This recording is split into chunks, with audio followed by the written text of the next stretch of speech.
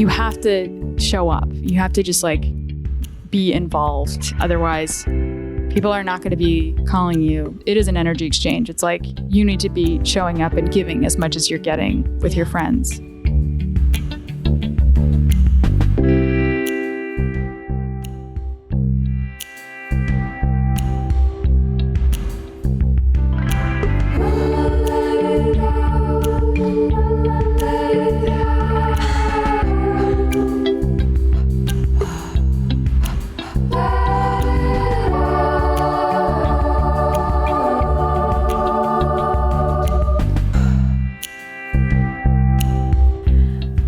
Welcome to part 2 of my conversation with writer Nada Alic. If you listened last week, you already know that she's great, and she is the author of Bad Thoughts, which is a book of short stories that I really loved, and she's working on a novel right now. And, you know, you could begin here. Why not? You can do whatever you want, but there might be some callbacks to the first half of our conversation, plus there's more context about her background in part 1, and you might just want to listen in order and then return to this. And if you did listen last week, welcome back. This is the second half of a recorded conversation with Nada at her house during the height of the heat wave here in LA. We unexpectedly spent most of the day together, and I talked about it last week, but it felt like this lovely fever dream. And I was going to cut this down to be the length of one episode, and I really didn't want to. I could have continued speaking to her, and I hope she comes back and we get to have many more recorded and not recorded conversations. You know this already if you listened last week, but Nada is incredibly humble and creative and just, you know, one of those rare people that is actually as cool when you meet them as you hoped that they would be. And she was so cool, but also so warm. And this is the rare part, you know, she was really inviting and genuine and kind. And that is, you know, even more evident in this second half of the conversation you're about to hear. As a refresher, last week we covered, you know, how she got started writing and how she ended up in LA and this city as a setting for her book. And we get into, you know, a plethora of topics, everything from growing up Catholic and feeling disembodied and shadow integration. So we might, you know, call back to some of those things. But we pick up the conversation here with me asking her what she does when she's feeling down, when she's feeling bad. And from there, it gets into a conversation about routines. I always say this, but the second part of the show, Act 2, as Ira Glass would say, is, you know, when it really comes alive. So without further ado, here is the second half of my conversation with Nada. Thank you so much for being here. Quick housekeeping note, if you were considering or listened last week or have been listening in general, in process, it's an extension of this podcast, and it was meant to start last week, but it's postponed. It's actually starting next week. So if you were considering joining it or you want to learn more about what it is, the link's in the show notes. If you like what we're talking about in these episodes, you might like it. Managing your nervous system is crucial to writing, as we've talked about. But when you're having a bad day or you wake up, or I don't know, for me, the week before my period, I so garbage. Like, how do you pivot? Like, if you're like, all right, well, I actually have to exist in this world, or I actually have this deadline, or on the other end, if you could just put it till tomorrow, like, walk me through, you know, what you do when you're down to try to bring yourself back up. I'm not so good at keeping a routine. I design an environment where writing will happen. So that means I need to keep my space clean. I need to have a dedicated place for it. If the writing happens or not, at least the intention was there. Like, I'll have the documents open. Sometimes maybe like the only thing I could do is, you know, I've got this like notes app that's just for the project, and it'll feel like working, but I'm not writing. I'm just writing notes about some ideas that I have or something. But I've definitely blown days on just ruminating or yeah, emails or, I think people should give me advice. Like I don't have advice. I mean, obviously I recognize the privilege of being able to just write full time. And I, for so long, had a full-time job and absolutely hated anyone who didn't and was filled with a lot of shadow. So now that I do, I think it's important for people to recognize like I sacrifice so much to do this too. I don't have a normal life in order to kind of create this vacuum for myself. There's a lot of things that I can't do in service of this, but this is what I've chosen. So I have certain rituals that, maybe I can trick myself into motivating myself. Every day at 3:00, that I will do most days is I'll go for a run. And I don't even really talk about it because it's so nothing at this point. I've been running since I was 16. And it's like, sometimes my best friend will call me or I'll just tell her I'm doing something else because I don't want people to think. The worst thing is when people talk about exercise because it just makes you think about how you're not exercising. So it's not that. And I need people to know it's the laziest run you've ever seen. I stop all the time. I am not pushing myself. The fact that I've been running for decades and have not improved would suggest that. But what I've realized now is it is my ritual in that it's a way for me. So if I'm writing for hours, I'm in a really heady space. And it's no coincidence that I hate 3:00. I've always hated 3:00. I think it's a dumb time to be alive. It's the sun is weird. It's like, it's so direct. I like the beginnings and the ends of things. I like to kind of like be nestled in like, okay, the beginning, the morning filled with promise, the evening wind down. The middle is hell. And there's a correlation between, well, yeah, that's because I've been in my writing headspace. And so it was almost intuitive that I started running at 3:00 every day. And that actually, in that book that I was reading about the shadow, is a really great way to process and let out the shadow because I'm in nature.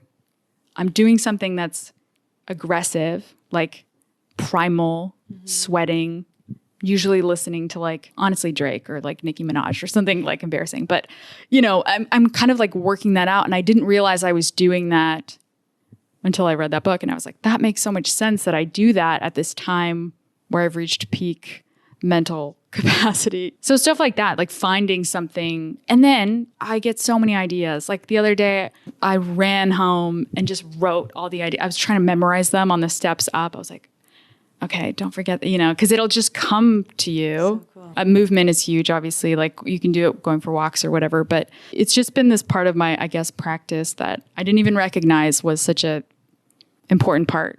Elizabeth Gilbert says of like the idea might go if you miss it. There's a real organization to living as a writer that I'm seeing here, and just outside of keeping your ideas in a Google Doc where you're able to find them and catching them and organizing a structure of this book. I mean, this book is so elaborate and intentional in the way that it's written that I'm sure I'm not smart enough to pick up on or literary enough to pick up on a lot of things in there and the intricacies of it. But I remember I love Dick and Chris Kraus. And when I learned that she mentions this book that she credits as Dick, that is actually a book that she will write 2 years later. And I love learning about that stuff after and like seeing it's so meaningful to me. And one thing I really wanted to ask you is, you have been compared to some of the greats like Didion, and even on the back of your book, there's a quote, Miranda July and Sally Rooney. And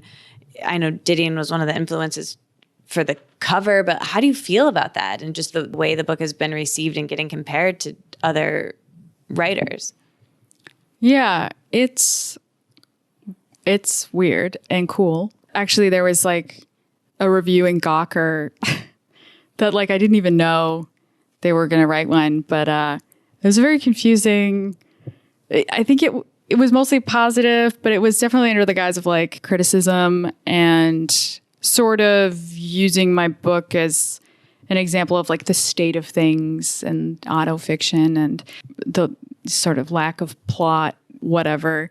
And I think there's so many books out there that you could really cherry pick any pattern that you see and kind of claim a thing and diagnose it as such. And so I sent it to my friend, Allie Rowbottom, who's this really incredible, amazing writer. And she was like, how are you feeling about it? And I was like, I feel great. Are you kidding me? Like, she literally put me in with, some of my favorite writers. I'm like, there's no part of me that was upset about this review. I was thrilled. I was like thrilled to be nominated, like it really was like to kind of be mentioned in the same, and that's what people do as a shorthand. They say it's like XYZ.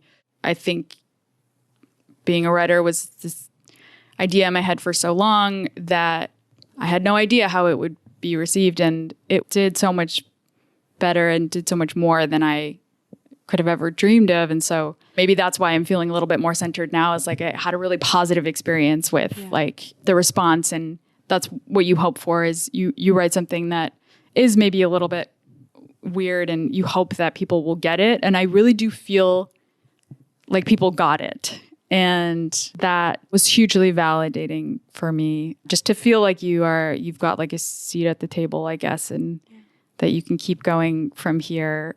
Because usually people are indifferent, not even negative. There's so many books that fly under the radar that are so good. And so to have even had like a moment or interviews, like I'm grateful for every one of them to just get to talk about this book, because it does happen so quick. Like the cycle happens so quick. You get like a month and then it's kind of on to the next. I feel like I've just been spit out of a tornado and I'm still trying to like get my bearings with it. But I am filled with gratitude. And I know that sounds really cheesy or like, but the other day I was like texting with my agent. I was walking down the street and I, the classic, have a bouquet of flowers and just feeling very romantic about myself. I don't know. I was like in my own movie. And it was just this like spontaneous welling up of gratitude where I just thought about, like, my friend had just interviewed me for Bomb and it's coming out soon. And we were just texting and just thinking about all the people along the way, like including you, that like took time and spent time with my mind in this way, this thing that I love books because they're so thoughtfully constructed and it's just such a labor of love and there's so much effort. And when someone receives it, it does mean a lot. And so many people like helped me with sharing it and continue to. So I think that it is such a dream. So well deserved, truly. And the fact that you don't take it for granted, that's really lovely. And truly, Nada, you are incredibly talented and I really admire you. And you're incredibly humble and kind, and it's not lost on me. And I know that you're way cool. Thank you. God, thank you. This is going to be a record of our budding friendship. Our first conversation recorded. It's your least favorite time of day, and I actually crowdsourced you have to get to an interview. So I've asked a few of our mutual friends, but one of our friends, she asked a question, and it's a voice text. So I'm just going to play it. Okay. Well, first of all, does she write for anyone in particular? And second of all, like, does she agree with the sentiment of like, once it's out in the world, it's your audience's, it's not yours anymore? I think, as I've said before, like the process of writing it, you really you cannot conceive of a reader on the other end of it. You can't write in that way. That would have meant that I knew that it was going to sell. It was such a private thing, and I was writing maybe for my best friend or my friends, but I couldn't have. It's still hard for me to think that there are people out there reading it. So I don't really have an awareness of that. And I think if I did, it would make me too self-conscious, and I wouldn't take as many chances if I was just thinking about everyone on the other end of it. So maybe I'll think about audience now more, but in the process of writing, I just can't. It would mess with me too much. And I think identity as a writer, it's interesting because I feel so much more connected to Eve Babbitt's, and that a lot of her work was quote unquote unserious, like not taken seriously, and it was funny and sexy and, all of the things that Joan Didion would never dare to be. And I think the identity of writer now is maybe more out of necessity because I did quit my job to fully pursue this. So I can't afford to be coy about what I'm trying to do. Like I very much, that's why I put so much effort into promoting it and sharing it with people. I have to own the identity of writer in order to do that. It's almost like speaking something into existence, right? Like if I want to do this for real, full time, I have to tell people that I'm doing it and that I think you said this in an interview with our friend Annabelle, which I loved. I loved Annabelle's interview so much, but you really consider the reader's experience and you want it to be joyful, like you want to make someone laugh. And I really loved that. I consider there being a reader there, but I hadn't put it in my brain of like, oh, you want it to be joyful. Like I really loved that actual thought, because similar to, and I think with when someone is writing, I know that's not always the case for great writing. Like sometimes it's having an experience be joyful not only is impossible, but is, if you're writing something really dark, it can be great and beautiful, but not, it's meant to make you not feel joyful, you know? Like I think there's a spectrum that's not possible, but in your work that it's cool that you're considering that. But I also think, like, using the word cool, it's also, I've said this several times, but your earnestness and your directness on what you're doing is refreshing to me as someone who I've accepted I'm never going to be an Olsen twin, you know, or I'm never going to be like, I wonder if it's our generation, or like you've talked about having an ability to be purely earnest without adding a wink to everything. And I think you kind of have to, when you're promoting a book or doing something, just be like, this is my thing. I made my thing. Like, how are you wrestling with, like, I think it's cool what you're doing, but I've found with people we surround ourselves with, it's like, I'm just grateful that you're being honest about how much you try, because, and I guess we've already covered this, but I think Maddie touched on that a little bit in this too, of the part that you have to do about your art that every musician also has to do is talk about it and do the cycle, and your openness about it, your earnestness is actually all, I'm not going to be this character. I'm going to, like, aloof. I'm not going to have a persona. Like, was that a conversation with yourself, I guess is what I'm trying to say. Yeah, I think it was just my inability to have one. I think it's cool to commit to the bit so hard. You know, there's so many artists out there who are doing kind of like an Andy Kaufman thing or like a David Bowie thing. And I do admire them, but I'm not there yet. It seems too hard. I don't know. I can do it in my writing. I can be a persona in my writing. And I think it's helpful for me to just be honest about, how hard it is and how much I do try, because I think it holds a lot of people back when they see art that they really connect with, or artists, and they can just very easily go, well, that's because they're so talented, right? Or that's just, they get to do that. That's for them. And because it took me so long to give myself permission to even explore what it would look like, it's something that I try to encourage anyone who wants to talk to me about writing, or they're sort of toying with it. It's like, you kind of have to get over this idea that you have that artists are these like kind of special other people. In some respects, they can be. I mean, I think still when I watch really talented musicians, or especially singers, where it's so obvious, I'm like, okay, well, you are the chosen one. Like, this is your gift. But there is an element of it that is just cultivated through hard work and like showing up and being willing to be bad. And it's still something that I struggle with. So I just want to dispel that for anyone, because it was really difficult for me to not have anyone to tell me this, and I would just compare myself, my like shitty first draft, to like the finished product of a published book, and be like, well, why don't my sentences look like that?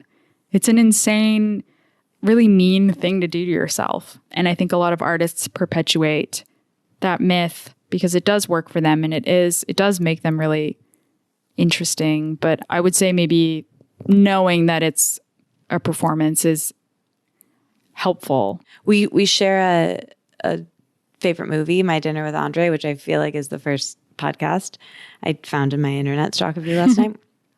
And this line that you had posted, we've kind of covered at length, but he talks about he's been a performer his whole life. And so with that, you know, puncturing why Pete always says this of his podcast too, like it's so long because, you know, kind of 45 minutes in, you can just be people with each other and forget you're recording and just realize that we're not that different and have a conversation. It feels so good, right? Because it's connection to get into that My Dinner with Andre volley of conversation. But what do you do when you're not, like when you hear your ego coming in, or I have this interesting privilege of, I'll do it several times, I know, in this production, but when I'm editing, I hear my voice and I'm like, oh God, you said that because you wanted them to know that, or you like, I can take it out, right? Where in real life conversation, I leave the conversation and my anxiety comes up of like, why did you say that? Why didn't you say that? Or what, you know, and there are certain people I feel so comfortable around, like I'm sure you're Andrea, or in the book Mona, and your husband, and certain people. And a lot of it, like, do you have the key? Have you cracked the code to constantly puncture that? Like, do you have the answer for me? Like, how do you do that? Do you leave interactions feeling that way? Are you Buddha? Like, help. No, that's my whole life, is ruminating over something stupid I said to someone that for sure they did not remember even meeting me. Right. I think that's very common. Because everyone's in their own head thinking of their... Yeah. And back to the like considering the reader thing, I don't even know if I'm doing it today, but usually if I know I'm going to dinner or I'm going to a party or something, I want to be interesting, not so much to come across as an interesting person, but just to entertain the group and entertain myself. I think that a lot of people have really lost that sort of the art of conversation. And I feel like I'm the one usually that's sort of setting the tone for the group and being like, just throwing out like a bunch of weird things I read or stories, and then I'll watch it kind of grow. And, you know, maybe that's manipulative, but like, I'll be like, well, this person hasn't talked for a while. Like, how do I pull them in? And it really does feel like this thing that I'm creating. And sure, that's something that I'm, you know, probably unconsciously doing to make people like me. But I also think it's such a gift to give to people. And I wish more people did that. And I struggle with people who are super shy wallflowers who just won't contribute. Obviously, not everyone is going to be like the most extroverted person, but I think I try so hard to I'm like, why not talk about real shit and make this an interesting experience for everybody, which is maybe aggressive and not everyone wants to do that. And some people are perfectly fine to just keep to small talk or whatever. If I'm attempting that and then people are responding, I will let myself off the hook for something. I'm just not going to land it every time. But I'm like, well, I made it more interesting for, you know, the group. So I did my part. And that can sometimes help. And yeah, just, I guess I don't know. It is such a mixed bag when you're meeting people, especially in LA. You sort of feel like, well, how much am I supposed to say about what I do? Everyone's always kind of like sizing everybody else up. And now I'm like, I don't even want to talk about my book when I'm out at all. It's so out of my system. But I don't know. I think it'll always kind of plague me. But doing stuff like this actually helps me get over myself. And I'm sure, I mean, you've done 400 of these and you still feel like, oh, I shouldn't have said that. Yeah. I mean, I know I can, and I don't know if this is, I consider like Midwestern where you come from too, of like, I know exactly what you mean about like being at a table and being like, all right, there's an energy to that. Like I can leave an interaction being like, well done, but I feel depleted because it took so much out of me to be like, wait, do they feel included? I hope that they like, especially if I was the one that made everyone come there, or it's my party or whatever. Yeah. And I feel like with this, it's not even a skill. I've always been able to, I could talk to a wall, you know, like I can talk to the point where I want to not do that as much, you know, like I want to ask a question, keep it tight, move on. But I also love the art of conversation where it is a volley. And I do think there's something to the person across from me will feel more comfortable if they see me less as a journalist asking, you know, the specific things that they kind of know I'm going to ask and they're reading their script. I want to not talk about anything you've ever talked about before. However, if someone's finding you for the first time, they're not going to understand what we're talking about if they don't have any context. So it's this sort of delicate balance, and I'm editing in my head. So this feels very different than in non-recorded life. But the beauty of this is that like today, especially because I was kind of coming in feeling off and not having my notes as prepared or as organized as I wanted to, I'm able to edit out my long questions and I'm able to make them tighter, where in an interaction where I come in hot, not feeling my best self, it's just, there's no editing, you know? So that is the horror of existing in the world. Here we are. Okay, this one is from our friend Alyssa Benjamin, who was actually the 400th episode of this podcast. What's been the thing that she thought would be super challenging, but now that she did it, she realizes it was as easy as opening a door?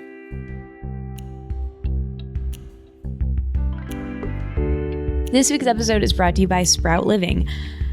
Let me tell you about this plant-based protein powder. You might know already, but I'd say I'm pretty active. I walk a decent amount and I'm known, something of a pedestrian. And let's just, make it be known that products like Sprout Living, these blends of delicious protein powders, keep me going. And they make them with incredible ingredients. We talk in these episodes, Nada and I, about how wild it is that we have to eat and figure out things to just keep us going. And it's really nice when we have a product that avoids anything unnecessary, additives, gums, thickeners, natural flavorings that, turns out aren't so natural. It's in here. There's information about it. You can Google it too. It was wild. Listen, Sprout Living, you don't have to worry about any of that stuff because they use only powerful superfoods and adaptogens and nootropics to make these products that are protein blends that are multifunctional. So it's not just protein powder.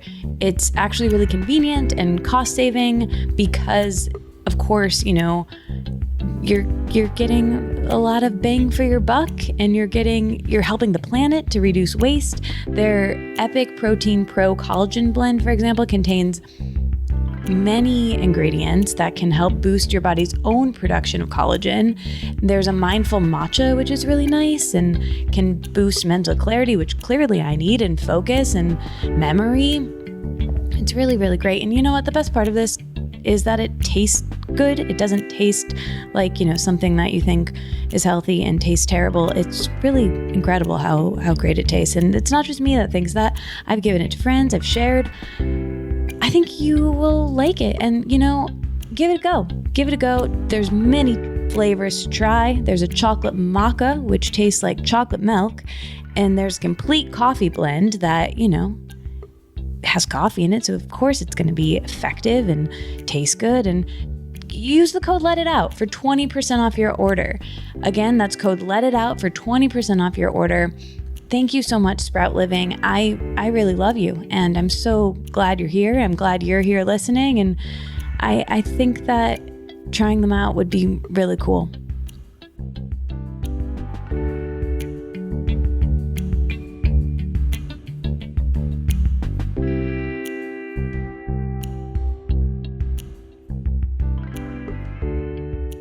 Looking back when I was writing it, and I wasn't even really telling my agent. I was so weird about it. I was so nervous to tell people when it was sort of half-baked. And then when I sold the book, you're suddenly on the phone with all these editors at these big publishers, and everything felt so intimidating to me. And then you sell the book and it goes through rounds of editing, and that's really painful. And so I think looking back, being assertive and like asking for what I wanted, I'm surprised at how receptive people are when you just ask. I'd be like so nervous to change the cover, whatever editorial disagreement or something. And then you forget, you're like, no, this is my thing. I'm actually at the helm. You spend so long, especially like us both being in corporate world, where you're constantly apologizing and trying to navigate all of these variables. But like with this, just realizing like, oh, right, I can own this and this is my thing. You know, you create this whole story in your head about an email. And now I'm like, oh my God, I can't believe I used to be nervous to talk to these people. It makes me feel like I've grown so much, where I have no problem like texting my agent right now about anything. I earned that. And so I can just be more confident about everything with the next book and not feel like, do they hate me? Am I putting them out? You know, like whatever. Because I'm still like so kind, and you know, I don't think I'm ever asking too much. But yeah, we don't have to worry about you. You're never gonna like turn into a yeah. Your baseline is so nice that watch you see it like turn into a monster. Oh God. The second book. It's such a bummer. Yeah, and I think it's just like the lack of knowing. Like no one like tells you anything. Like I think maybe they've been in it for so long, so they assume that you know how it all works.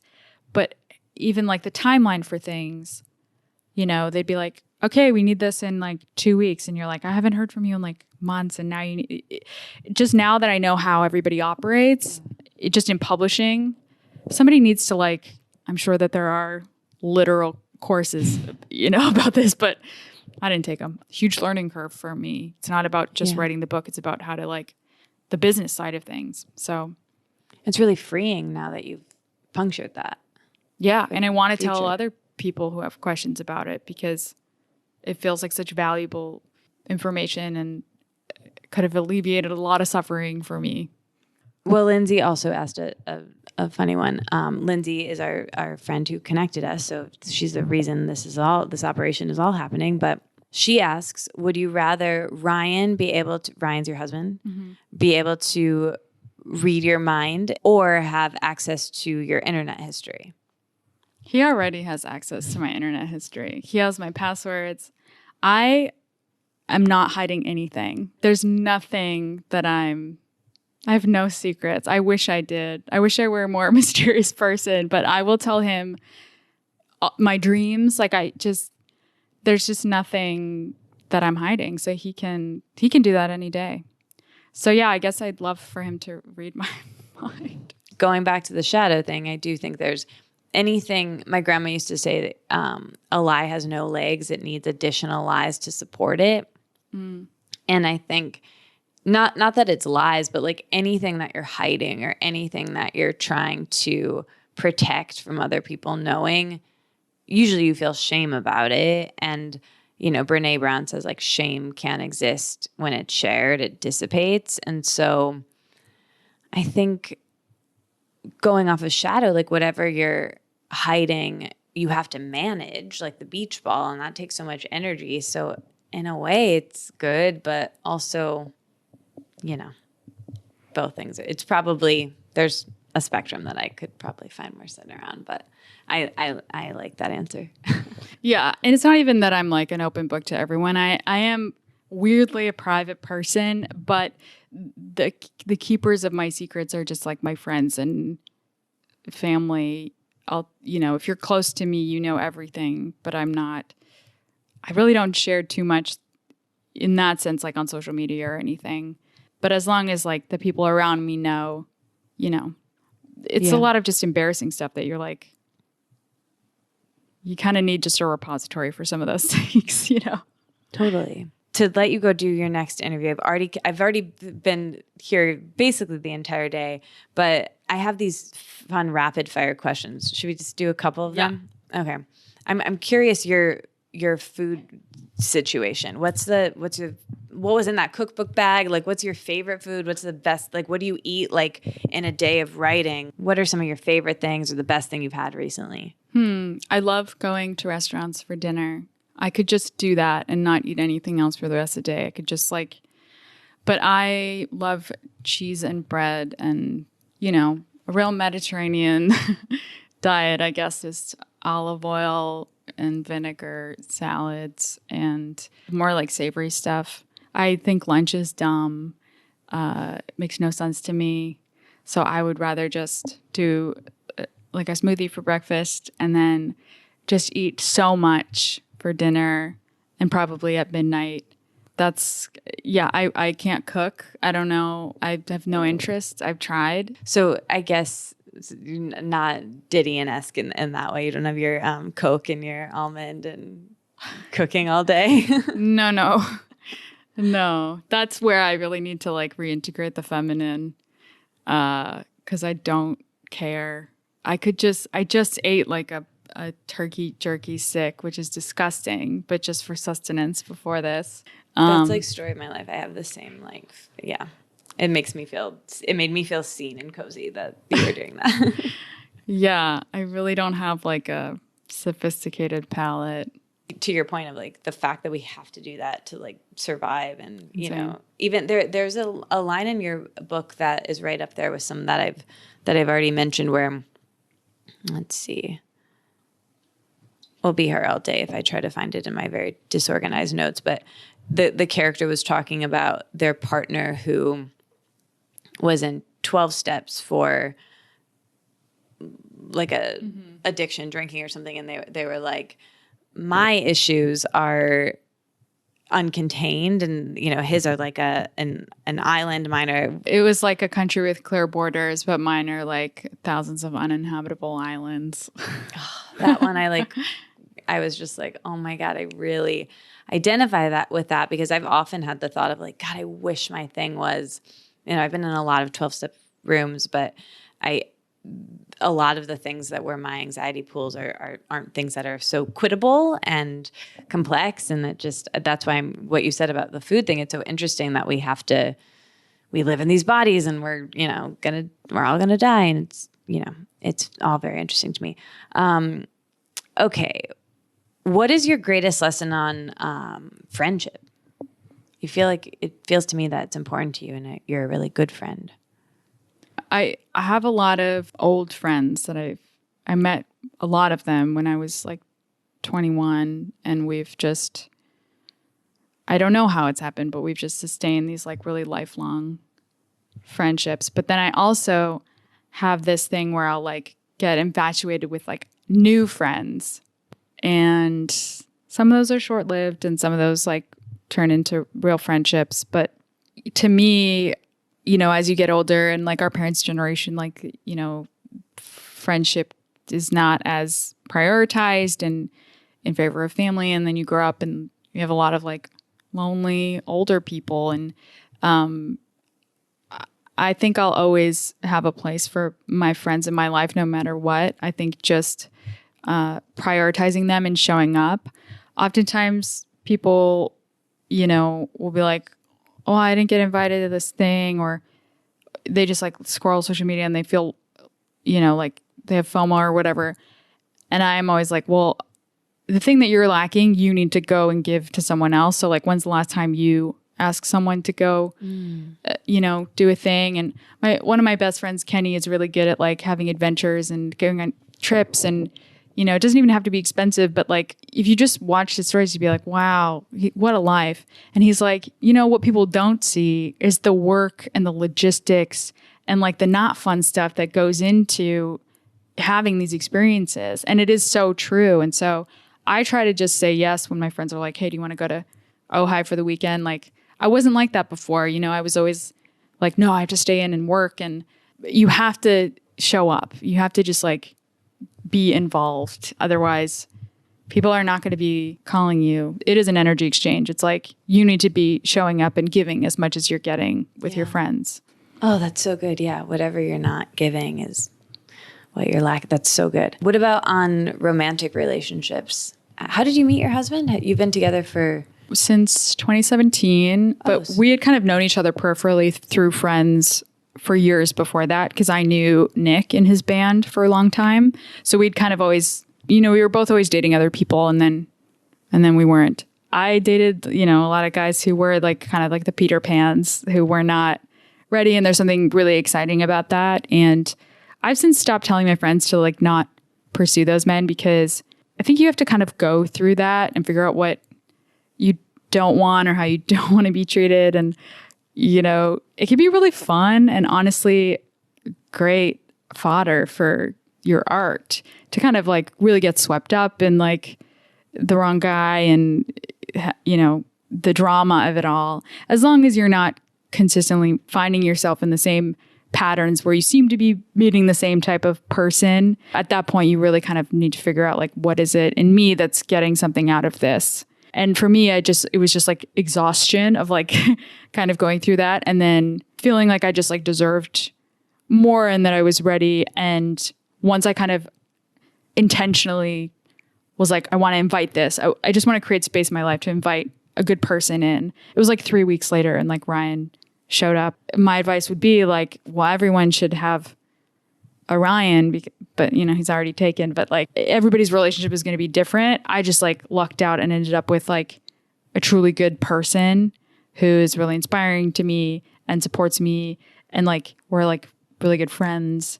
So I had to believe that I deserved that, So, and that just took growing up and that, don't feel bad if you're hung up on some guy that's not texting you back. That's kind of just a part of it, and try to soak in that storyline for a while, see where that goes, and then try another one. I think that's a trick, not to linger too long in one of those. What are you most curious about right now? What do you wish that I would have asked you that you want to talk about right now if we were at a dinner party, but you also knew there was a microphone? Like what is something that you are interested in currently?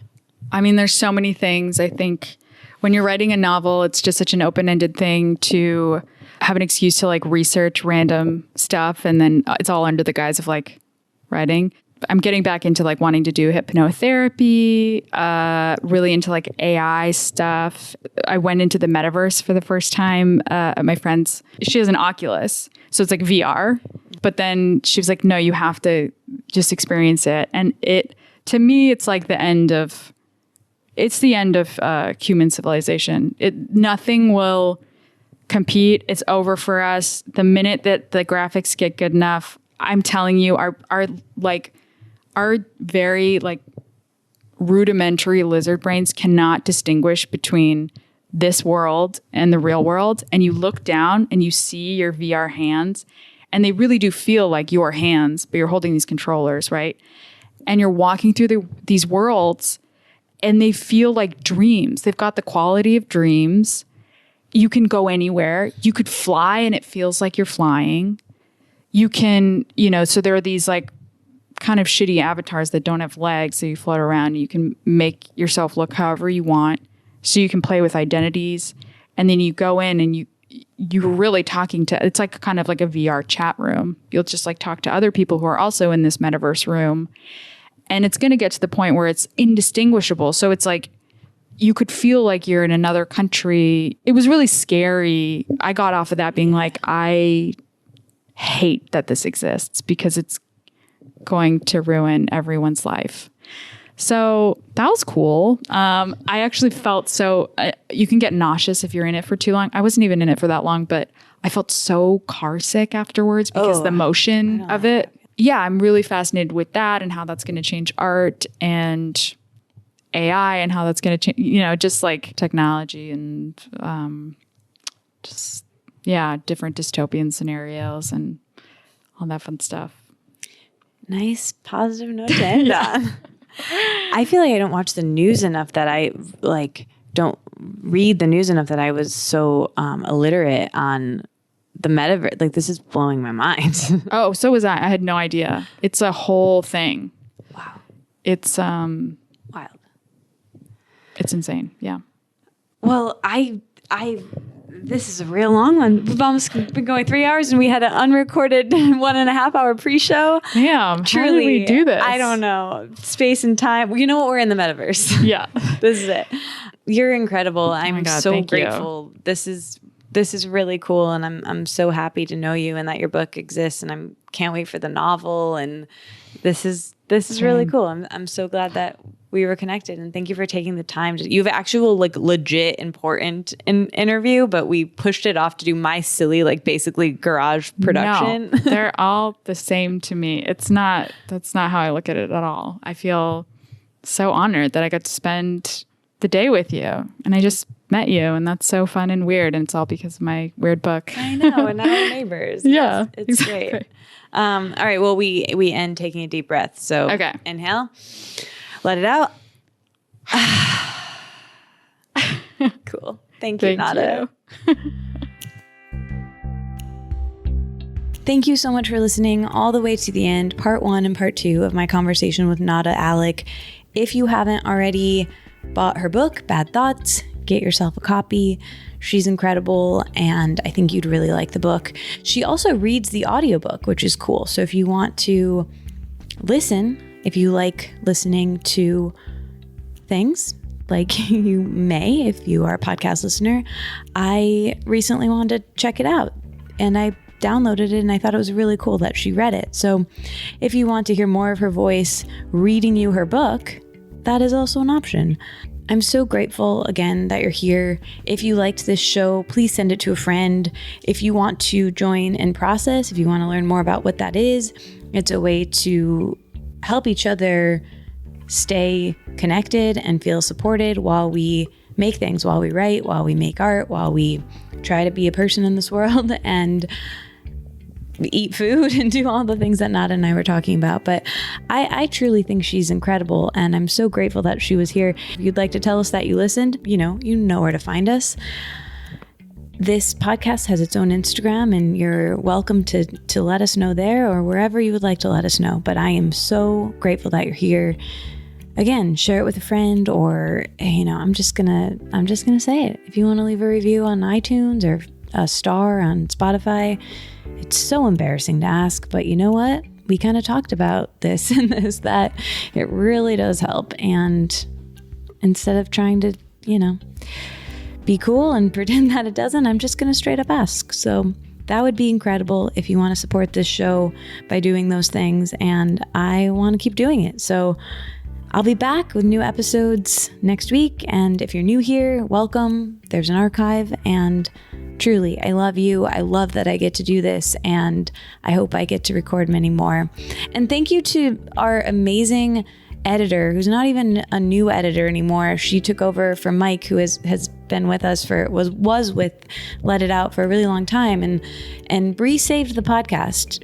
Bree is my friend, and she's probably smiling or blushing right now, but we're hanging out tonight, and right now she's gonna edit this. And she also works at the shop that I work at. And get this, Nada came into the shop because we live in the same neighborhood. We live very close together.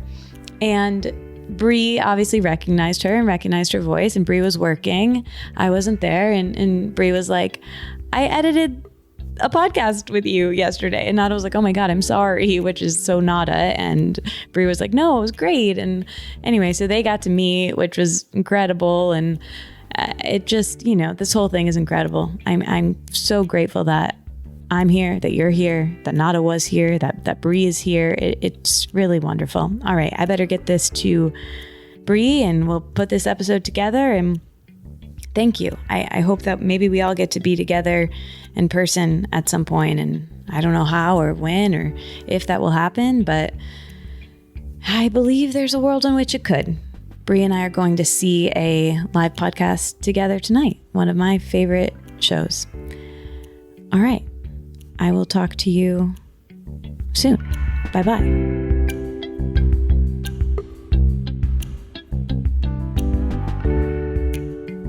I did ask my research team who happens to live with this photo hung up in their house. Super weird, to send me this photo just to show you. Oh my God. Wait, Maybe is that you? Yeah, me and unclear. My ghost. I'm not sure why the photographer Can chose you to send make me that? Absolutely, That's incredible. I think maybe when we post about this, we put those two together. We have to. Wow.